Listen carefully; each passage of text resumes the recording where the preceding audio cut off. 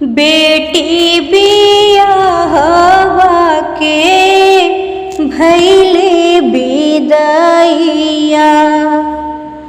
बेटी जे चली ससुराल हो, बेटी जे चली ससुराल हो। जब बेटी गईली हो अपना ससुरवा, सासु दिहाली ताना सुनाई हो, सासु दिहाली ताना सुनाई हो।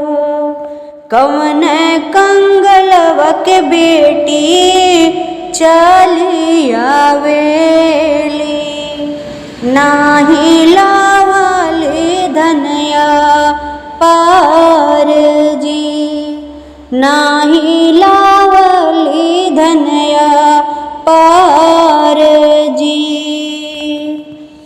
कवने का सूर बाबा हमरा से भइलई, सासु जे ताना मासु नाम जी, सासु जे ताना मासु नाम जी। नाही तोहार ये बेटी कवन कसूरवा, सब आहे भाग्य कसूर हो, सब आहे भाग्य कसूर हो।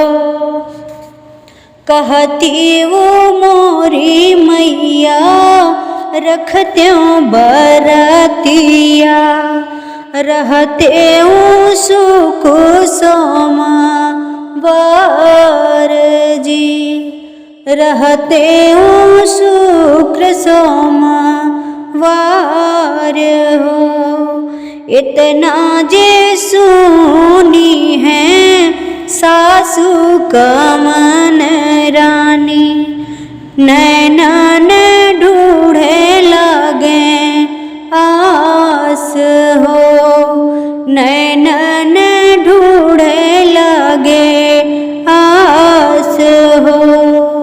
सब ही देखी बहुआ मतिया मर गईली, कैलहली तोराया मान हो, कई दिहली तुहराया मान हो। सुंदर सुशील बहुआ भाग्य से पायूं, रखबे हृदय से लगाय जी, रखबे हृदय से लगाय जी।